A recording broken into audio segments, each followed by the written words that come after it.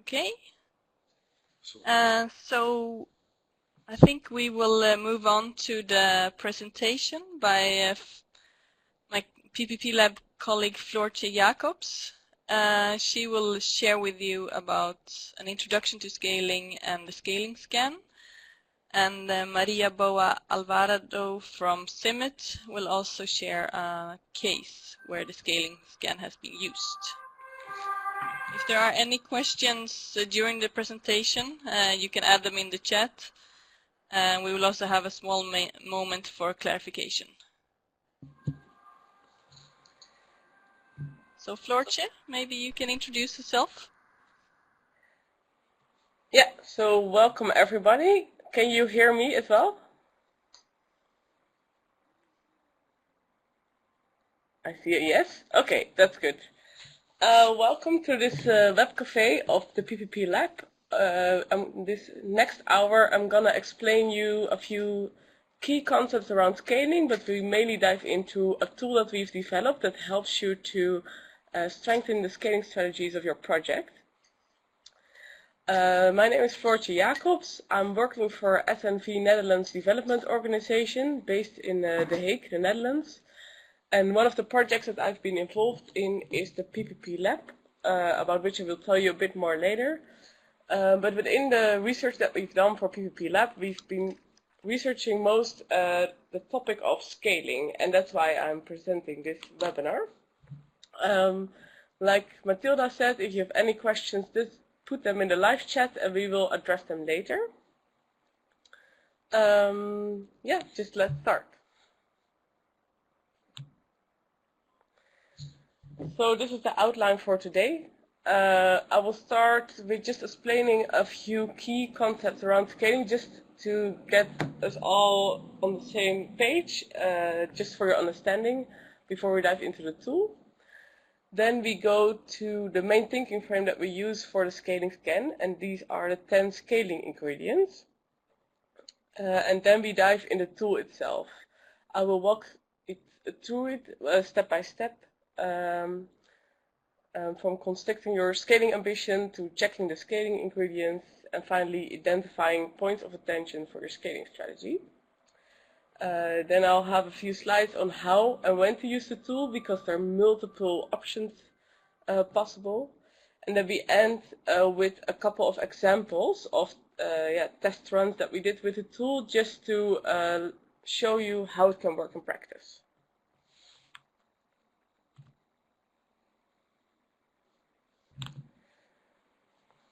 Just a little bit about the PPPLab, just so you get to know us. We are an action research and learning initiative from 2014 until 2018, so the initiative is ending soon. And we're funded by the Dutch Ministry of Foreign Affairs. And the PPPLab consists of a consortium of 4 organizations.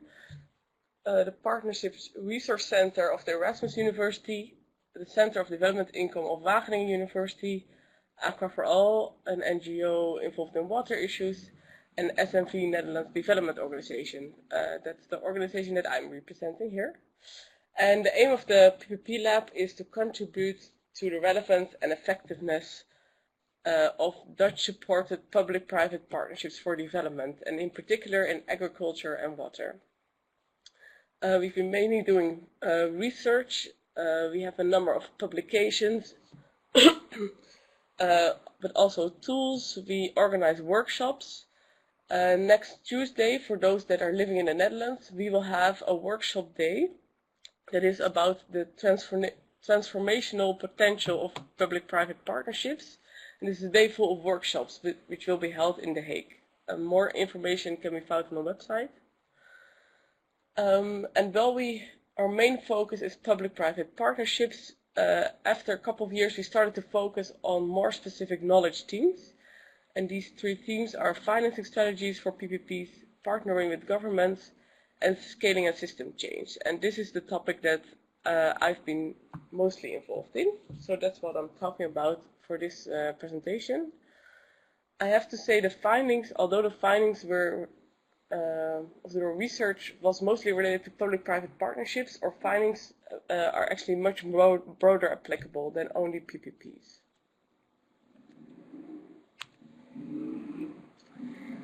And just as to give you a brief introduction to scaling, we have a 2-minute animation that will explain a couple of concepts.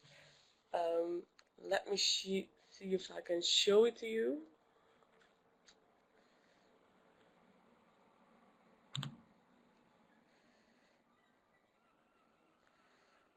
I hope you can all see it. So first, this 2-minute animation.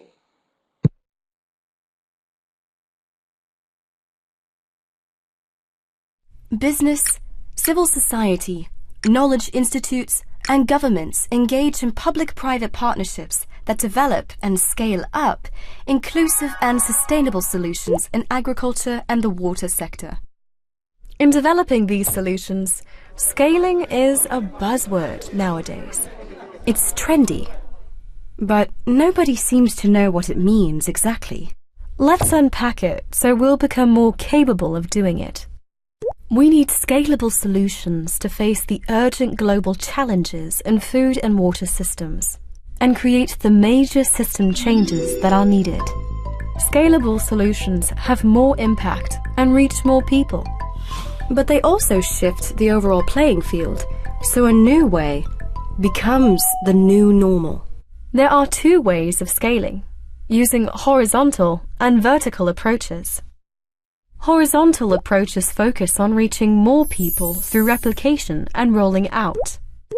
It is used by firms seeking to grow or replicate business, and also by public actors and NGOs through awareness-raising campaigns. Vertical approaches seek to improve the rules of the game. They create the right conditions for reaching impact through government policies, sector regulations, and financing mechanisms. Effective scaling requires a balance and connection between horizontal and vertical dynamics which keeps evolving. Depending on context, PPPs apply different horizontal and vertical scaling strategies. Sector transformation starts with small innovations in the inception phase. They gain influence through groups of first movers that help them reach critical mass, leading to institutionalization and a new normal. Scaling strategies touch on many activities: business cases, finance, value chain development, platforms and collaboration, public sector governance, lobby and advocacy, awareness and demand, knowledge and skills, data and ICT, and technology. In PPPs, each actor takes up specific activities, which, taken together, offer a rich scaling strategy. Do you want to know more about scaling models and methods? Visit us at PPPLab.org.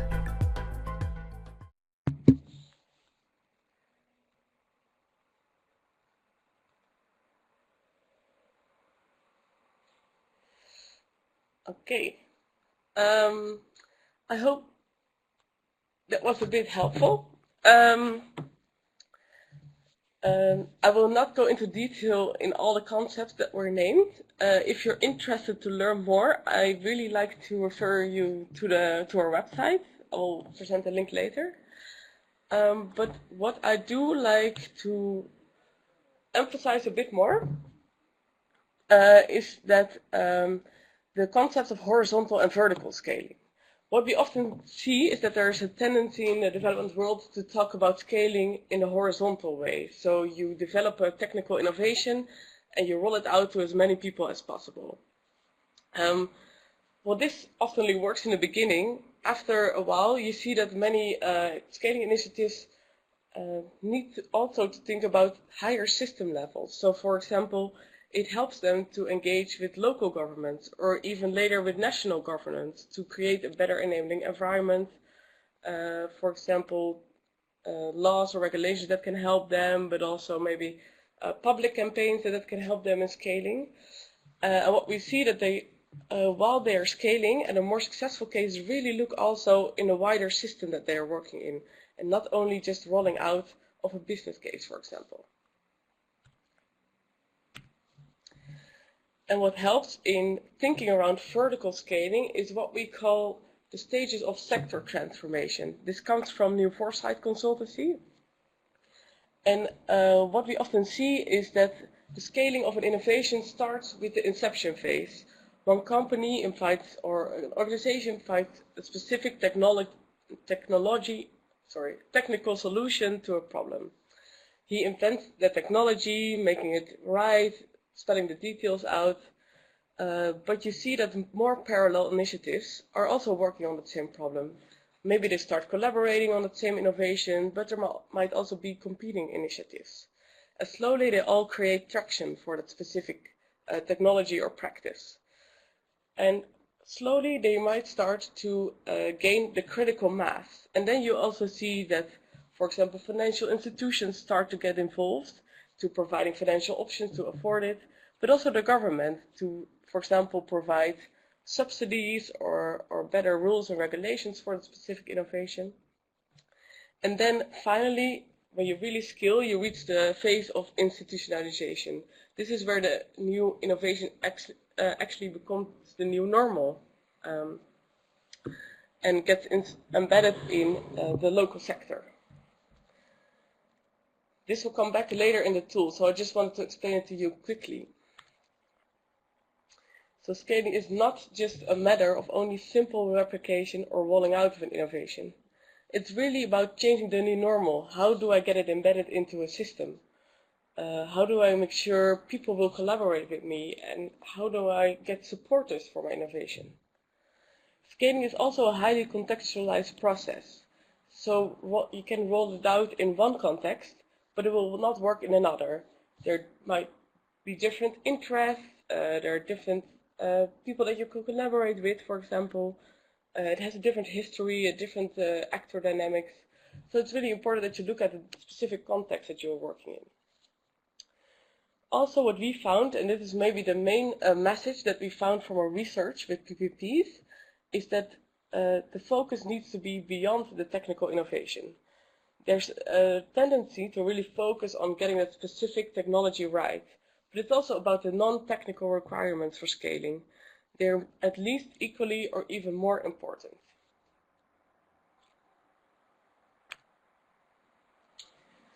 So PPPLab worked, we did research for about 3 years now on scaling, and we tried to keep it very pragmatic. So we interviewed many PPP projects, but also other projects, and we simply asked them, what do you do when you scale?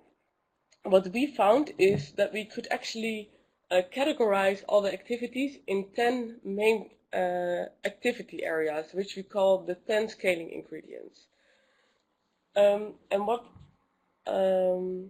they can actually all be applied to all the projects that we interviewed.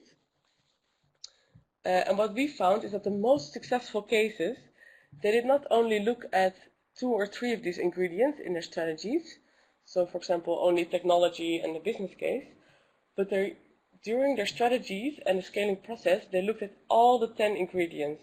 So they really used their attention to all these different 10 activities. And why did they do that?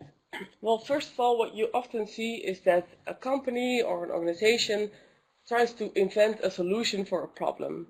So they invent a certain technology, but it can also be a new practice or maybe an organizational innovation. This is also possible.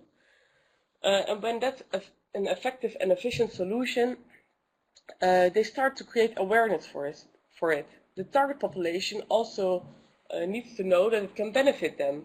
So they also, so demand will be created. At the same time, you also need someone who supplies that specific innovation also beyond your project. So for example, by building a profitable business case, a company will become interested in start selling that innovation to the target population. You also need very strong value chain linkages, so that actors along the value chain will coordinate their efforts and cooperate very closely, so it will become an efficient value chain. Of course, effective financing options are necessary, not only for the users of the innovation, so they can actually invest in that innovation, but for example also for the company to be able to make investment in improvement of innovation, for example. Capacities at individual and institutional level is necessary, on the one hand for users to actually be able to use that specific innovation, but on the other hand also the supplier, such as a company or an organization of the innovation, so they can keep improving that specific innovation. Collaboration is useful, especially strategic collaboration in, for example, sector platforms, for example, to discuss standards or quality requirements. And you might also need evidence and learning, especially evidence to be able to promote that innovation, so you can actually prove that your innovation works and benefits the target population. Leadership and management is key. You need someone that manages the process all the way from the R&D stage up to the actually skilled innovation. And last but not least, we saw that the most successful scaling cases always engage the government in one way or another. Not only for an enabling environment to get the right rules and regulations and to work with that, but also, for example, maybe subsidies, or maybe the government might help promote the innovation if it's also in their interest. But also to get it embedded in local institutions, for example. So what we saw is that the most successful scaling cases really applied all these 10 scaling ingredients in one way or another in their scaling strategies.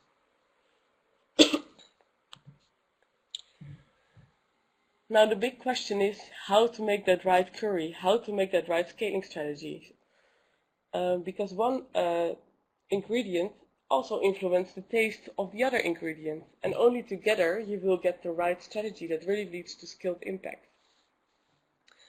So it's really about thinking through what you need to actually scale, and this is where the scaling tool comes in. Yeah, so maybe, anyone has, thank you Floortje for the introduction. If anyone has a clarifying question or any question regarding the things that Floortje has presented, you can either write them in the chat or you can unmute your microphone and ask the question. So before we move to the step-by-step look at how to apply the scaling tool, maybe if you have any questions, now is the moment.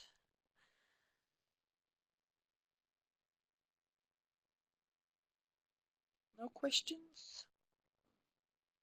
Okay, you can also ask them later on. We will, at the end, when we also have presented the scaling tool and the cases, we have some more time for questions. Okay, Floortje? Okay. Yeah, then I will continue. Like Matilda said, just put your questions in the live chat and Matilda will keep track and we will answer them at the end of the presentation as well.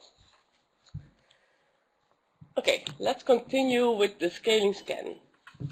The scaling scan was developed with, initially by PPPLab, but in cooperation with CIMMYT, which is the International Maize and Wheat Improvement Center, which is part of the CGIAR research network. And what we wanted to do is, when we started the research on scaling, we noticed that it's quite a buzzword and it's used in mostly academic literature. But while we were interviewing all these PPP projects, they were mostly looking for very practical guidance. So what do I do when I want to scale an innovation? So we really tried to develop a tool that is quite practical. What we did was we designed the first version in November 2017, so about 1 year ago. And then we started to test it with many projects in the field. So we did it in test runs in Kenya, Nepal, India, the Netherlands and Mexico. And I have to say the most test runs were done with agricultural innovations, but we really designed the tool for any type of innovation. So it can also be in more, for example, public service deliveries like drinking water, but also maybe in energy. I saw already a question coming about cook stoves. So it is really basically for any sector. but the most experience has been done through agriculture.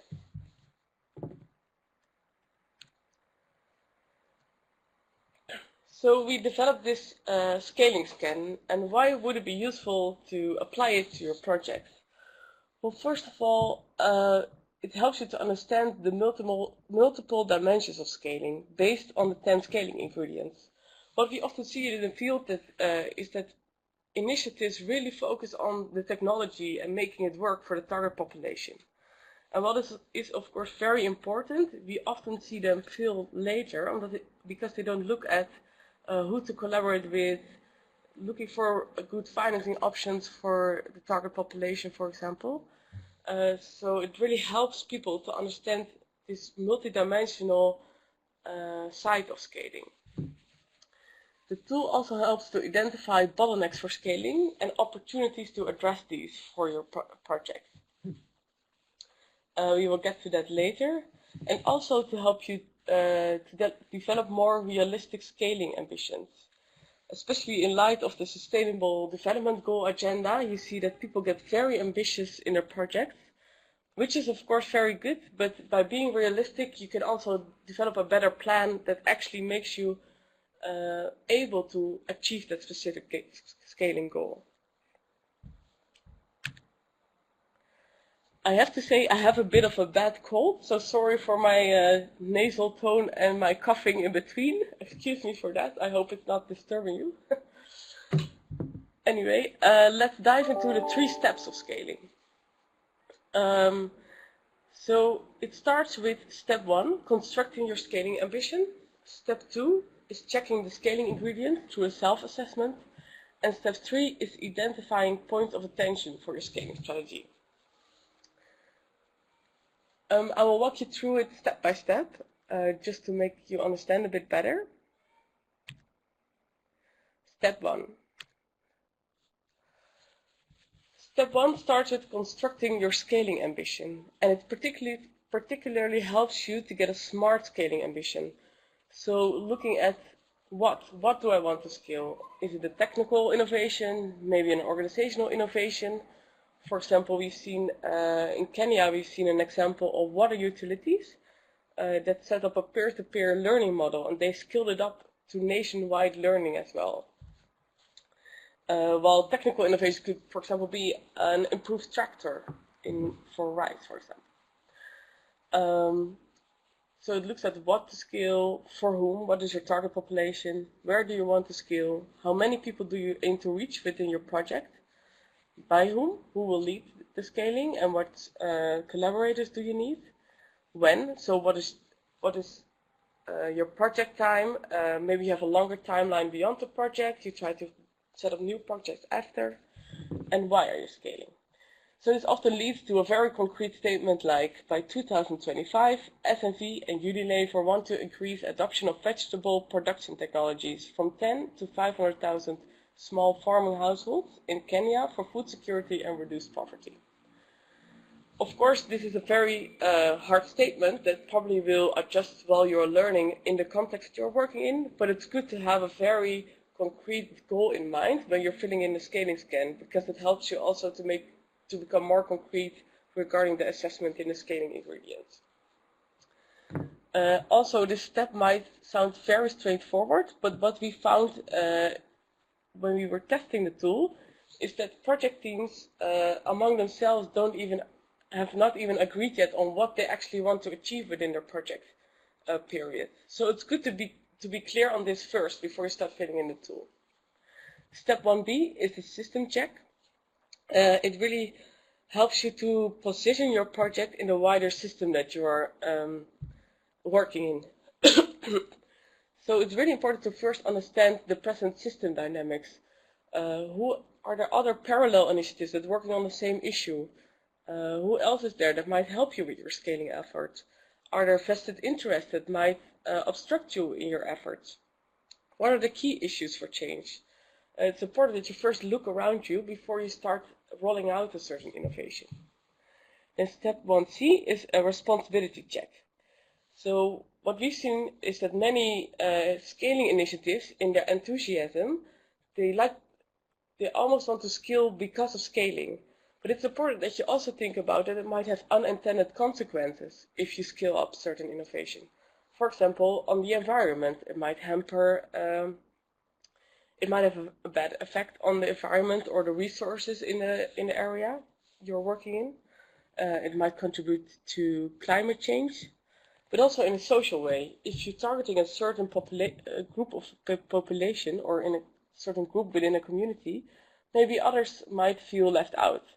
So are you really addressing everyone? Are you inclusive? Does it maybe lead to a power imbalance?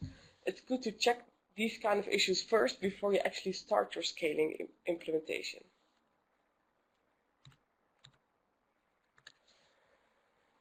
Step 2, and this is the main step of the scaling tool. It's checking the scaling ingredients. So with the help of a self-assessment, which I will show you in the next slide, you will ask yourself to what extent have you addressed or will you be able to address each ingredient. As we said, if you really want to scale, you need to address all these 10 scaling ingredients in your project, or beyond even. And on basis of extensive literature research of every expertise field per ingredient, we developed 4 key questions per ingredient that you will answer for yourself if you've really thought about those elements. And in doing so, the assessment really helps you to identify the scaling ingredients that might hamper scaling of the innovation. So for example, you might have thought about the technology and you developed this well. And you might have built a very strong business case and there are credits available, so the target population can actually afford the technology.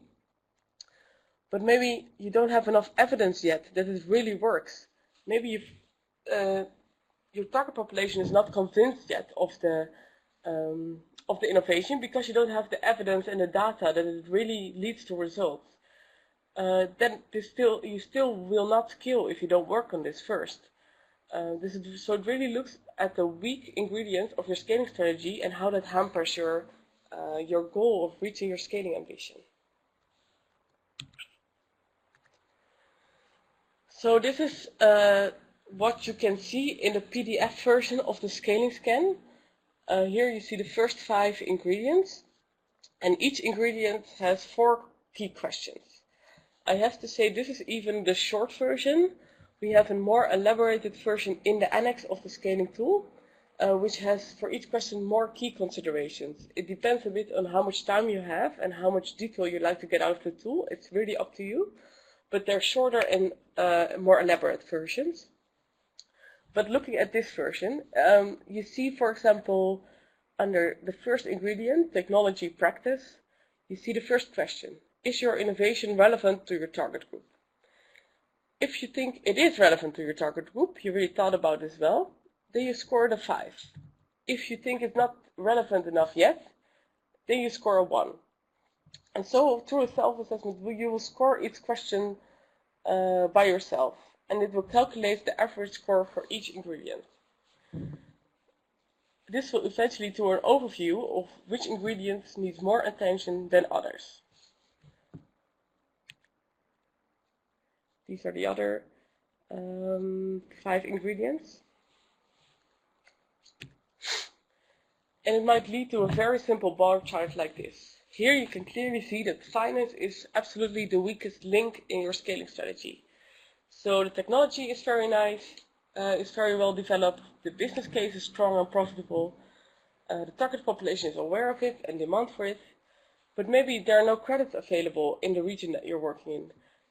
So the target population cannot afford that specific innovation. This means that you will still not scale because they're simply not able to make the investments for that innovation. So it gives you a nice overview of what are strong ingredients, strong components of your strategy, and what are the weakest, which do still need attention. In step 3, you will work with those, with the results of the self-assessment. So first you start by an overall interpretation of the results. So for example, If all ingredients have scored high, you're very well on the way of reaching your scaling ambition. If they all scored low, your scaling ambition might be too ambitious and you might have to review it. It can also be that you do it together with your other team members of your project and they score very different on the same questions. Then you might need a discussion, like maybe someone forgets to think about something or there's simply different perceptions. So this assessment really helps you to also discuss why you scored certain ingredients and why and what's the explanation for that. Then 3B, you will particularly look at the key challenges for your scaling strategy. You will look at the lowest scoring ingredients and then at the particular questions that scored lowest. What are the key challenges behind this? Maybe there's one or two challenges that lead to all these low scores. So you really try to look beyond those scorings and look what the key challenges are. Then in step 3C, you will elaborate the main elements of the scaling strategy. Now, how do you deal with these challenges? First, you also look at the high-scoring ingredients and how you can use them to address the challenges. For example, maybe you score very low on finance because there are no credits available for your target population, but you score very high on collaboration. You have a good network in the region, you know a lot of people. Maybe through that collaboration element, you can find a financial institution that might be willing to help you and collaborate with you. So in this way, you start to plan how you will address these challenges in the coming time for your project. You list the key challenges and then you look at what's your project control, what can you still change, what kind of activities can you change, maybe what do you have to shift your attention to within your project. You can also look at collaboration. Maybe you can not solve something yourself. Who can help you with that? Who is there in the region? Of course, there will also be factors on which you have no influence, such as an unstable political situation or droughts or weather conditions, but it's still good to be aware of them and include them in your overview. Then last, you look at the results and you will answer, are you confident that you can reach your scaling ambition? Of course, the whole analysis is the most insightful, but it's also good to look at the conclusions of the scan. If you think you're confident that you will reach your scaling ambition, then it's fine. You can incorporate the results of your strategy in your project activities. If it's maybe, you might have to review your scaling ambition. Also, in the annex of the scaling scan, we have listed a number of other specialized tools that might help you with certain ingredients. For example, we have a reference to the business model canvas if you score low on the business case ingredient. If the answer is no, you will have to review the scaling ambition probably, so it fits within the human and financial resources of the project, but also it fits better within the context.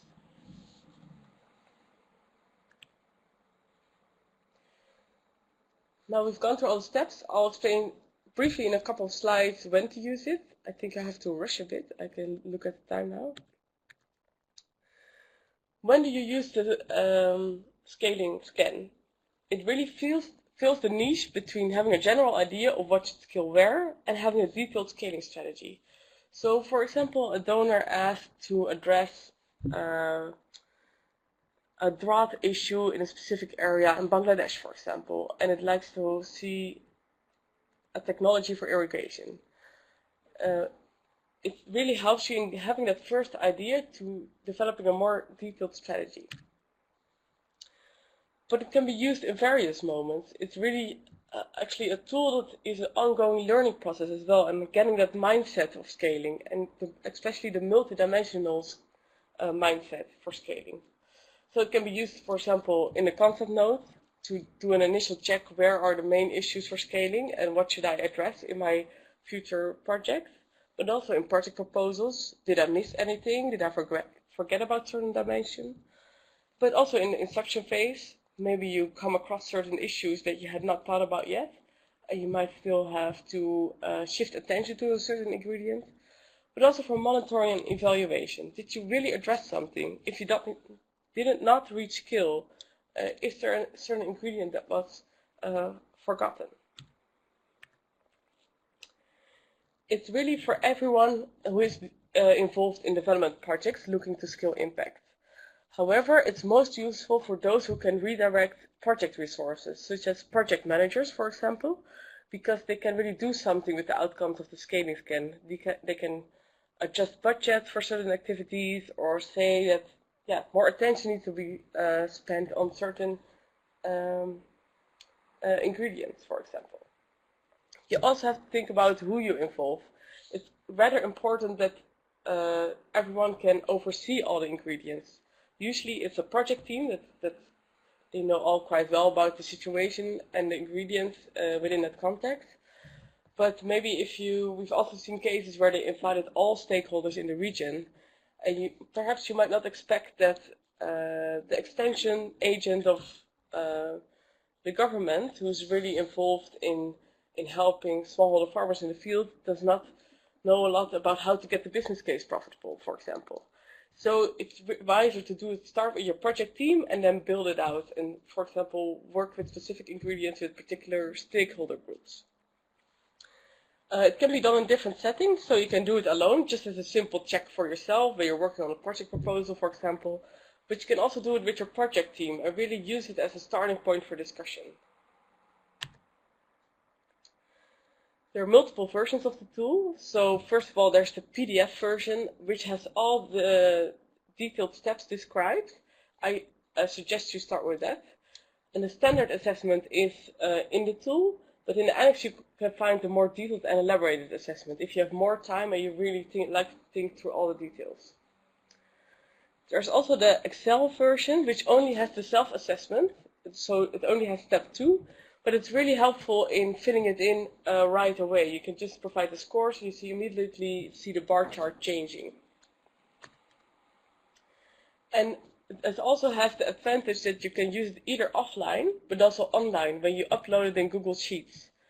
I can provide more instructions for that by email if you send me a message. But what we did is that different project members first fill in the self-assessment separately, but because it's online, it automatically calculates all the averages of every ingredient. You immediately get the results and all the answers of the different team members next to each other, and this is a really good starting point for discussion. More tips on what kind of workshops you can organize, how to facilitate, are also in the annex of the scaling scan. You can just really adjust the application of the tool to your reality. Depends on the time you have and what setting you are. It's very flexible in that sense. Quickly, the limitations of the scan. Unfortunately, it's not a design tool. It helps you with identifying strengths and weaknesses, but it's impossible to really develop a tool that helps you to design a scaling strategy from scratch, because it really depends on the nature of the innovation that you want to scale, the context that you work in. So it doesn't help you to develop a scaling strategy from scratch, unfortunately. It also focuses on scaling innovations and getting that to many people as possible. And it sees projects as an instrument to contribute to that. So it's not about scaling projects itself. We only see that as an instrument to get to your scaling ambition. It doesn't provide direct solutions. It identifies strengths and weaknesses, but it doesn't provide direct solutions. But it hints at how you can use the strong ingredients to address the key challenges of your strategy. It's also not an all-encompassing tool, but for that there's the annex with more specialized tools that might help you further. Now I'd like to invite Maria she has been applying the tool for her project in Mexico, and she can explain a little bit how she adapted the tool to her project reality and the results of that. I think for today I also had a second example, but I will skip it so we have some time left for questions. But now I'd like to hand it over to Maria. Hello everybody, can you hear me?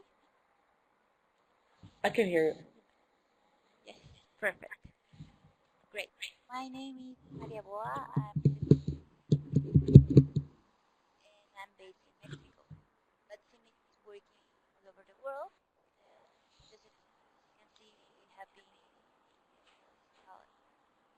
global and Mexico, but for this we focus in a case from Mexico.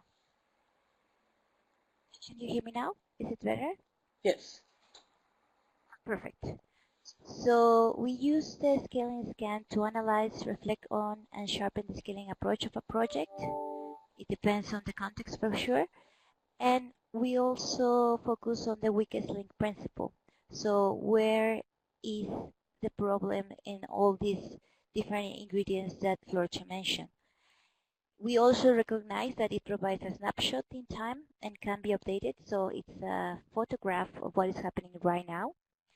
And it is very easy to use by different type of stakeholders, from farmers to extension agents, policymakers, and the most important thing is that it is adaptable. So for the case of Mexico, in ProAgro, just to give you a bit of context, ProAgro is a joint effort between the International Maize and Wheat Improvement Center, CIMMYT, my institution, and the Ministry of Agriculture of Mexico. It was a useful tool to have a discussion about the scaling with extension agents from the national project, and we wanted to know how relevant are technological attributes for scaling technological innovations. So we organized 2 workshops for ProAgro coordinators. The first picture that you can see with the red lady, and we discussed scaling concepts, tools, and standards, and we discussed also a standard workshop implementation plan with them. Afterwards, each one of them replicated standard workshops on scaling. In total, they implemented 70 workshops in Mexico in different states, in which 28 extension agents participated. At the end of the workshops, they elaborate reports for us, and we process the data. The results were shared, analyzed, and validated with the ProAgro coordinators. And what was very interesting of this is that since the beginning, the coordinators help us to adapt the tool. We use feedback from the coordinators in order to reformulate the questions to fit local context and translation into Spanish. Moreover, out of the 10 scaling ingredients from business cases was included in value change, because for extension agents context in this way, in their context, business cases were included into value change. Also, we create a new ingredient, social inclusion, was added as a separate ingredient because it was an important element for the project, because it tackles the most vulnerable population. At the end, what we found was that they used the results from the tool to choose technologies to scale in their territories, to inform other extension agents about the critical ingredients, to inform strategies and action plans in their territories, to identify training needs, because they say, oh, I'm very good at plot level, at farm level, but then I don't really know anything about finance or anything about policy. So depending on the state and their needs, they identified those training needs if they wanted to be this type of brokers in the regions. And they also identify new areas of intervention. So as Floortje said, this tool helped them to identify the bottlenecks and the opportunities that they have in their territories. And finally, more into a research result, with these 328 participants, we identified that yes, technology, it was one of the strongest ingredients, because that's what we do at CIMMYT. We develop technological innovations, but the advisory service noticed that finance, knowledge and skills, also awareness and demand were the lowest links, and those are currently now opportunities and bottlenecks that they need to tackle. So practically, this was a very useful tool, say by the extension agents, in order to improve their intervention strategies. I'm talking very broadly, but if you have more questions, I will be happy to respond that. Okay, thank you very much, Maria. That has been helpful. I'm just skipping example 2 because we only have 8 minutes left, I see. But if you just to very quickly summarize all the test runs, what we've got back as feedback is that it really helped them to get a broad view of what it takes to scale. It really opened their eyes, and they did see like the many dimensions that you need to think about when you actually want to scale. It also provided a good starting point for team discussions and strategizing further, and also helped as a checklist doing project design. Did I really think about everything? So this was our presentation. I'd like to open up the floor for questions, either to me or to Maria for more specific questions on our case. I think that was quite interesting, also on the skill that they use it and with so many people. Please type questions in the chat if you have any. Yeah, you can also, if you prefer to ask the question, you can also unmute your microphone and ask the question. Yeah, that's also fine. Or also if you want to share something that you are planning, some scaling activities or for projects, if you also want to share something and connect that to a question, that would also be nice. Yes, definitely.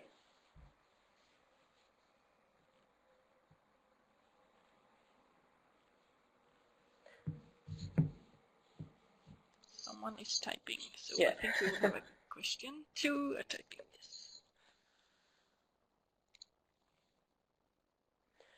Maybe while people are typing, I can already refer you to our website, www.ppplab.org, where you can find all our publications on scaling. If you just click on scaling in the right upper corner, you can find the tool, but also some other papers that we wrote. And just recently, last week, Shaping Successful Scaling Processes came out, and this is more about how you lead a scaling process rather than developing a strategy. But it just came out, so we really would like to recommend you to have a look at it as well. Yeah, I don't know if you can see it, but I put the files as a box here, so you can download all the files. That's easy. Yes. So we have exploration on shaping successful scaling, then the scaling scan document, both the assessment that you can do in the Excel file, and then we have the PDF, we have our first exploration, and the insights on scaling through PVPs. But on the website there are some more, also some blogs, and you can watch the video again and also look at our other subjects. Okay, let's see if there were any questions.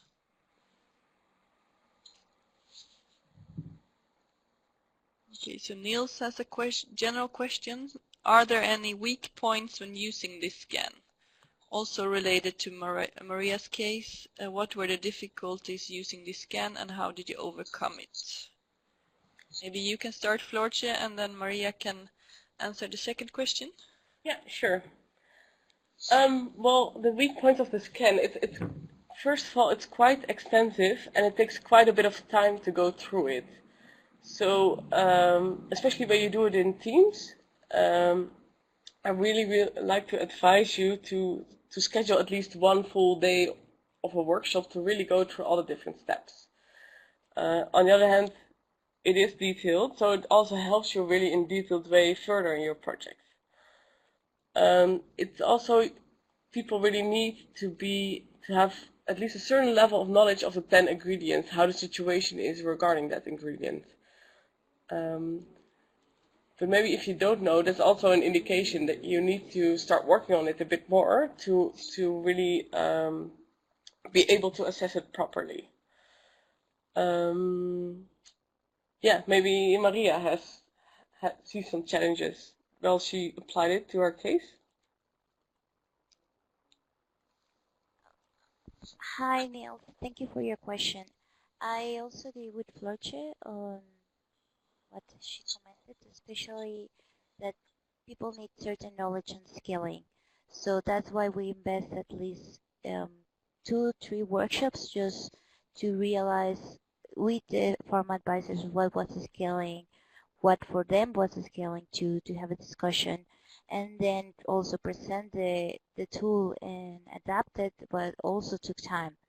And yeah, it's more about, it requires time and it requires knowledge, but it is about the willingness to start to learn these new concepts and to try to recognize that everybody is doing it already, and it's just a systematical way to work and to try to make things different in order to really impact in a sustainable way. So it's time and knowledge. Okay.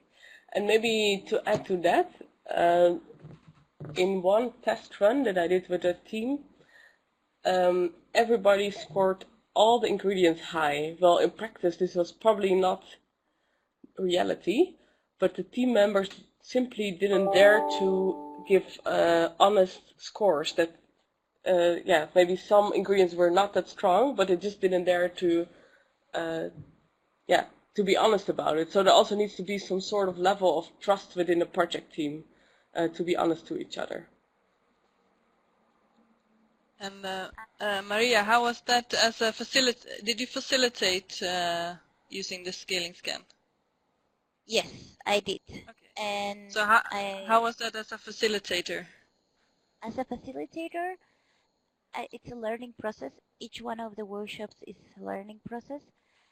But another difficulty is to create a scaling ambition, because people have to leave the project mindset and have a scaling mindset. So it's very difficult to take the people outside this project mindset, where they just think, oh, it's just a 4-year project and that's it. And it's like, no, which is the real problem that you're tackling and how you are going to make a real difference. So as a facilitator, I think that's one of the biggest difficulties we had during the process. I agree with Maria, because in that sense it also really helps opening up the eyes of the participants. They first have to realize that within a project you cannot change the world, it only contributes to scaling and systems change. But it takes a while before people realize that, and to get them on that page. But once you have that they really appreciate that view on scaling. Okay, great. Are there any other questions?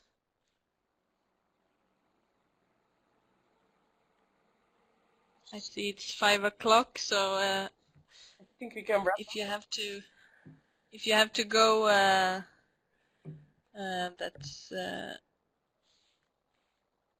that's of course possible.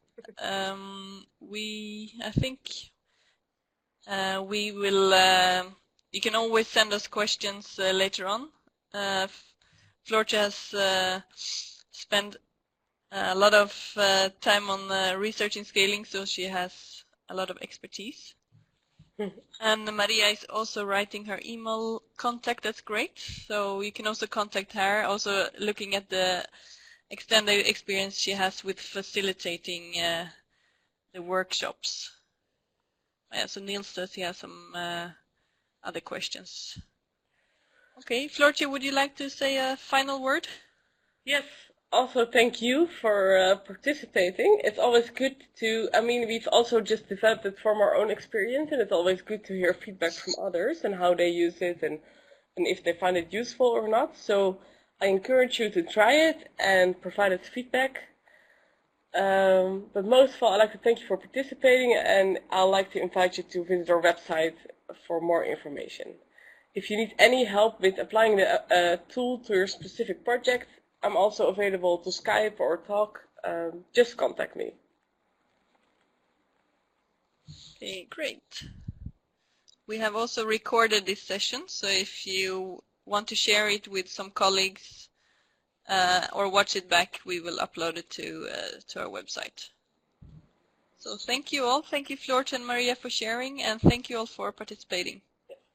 Thank you. Bye-bye. Bye.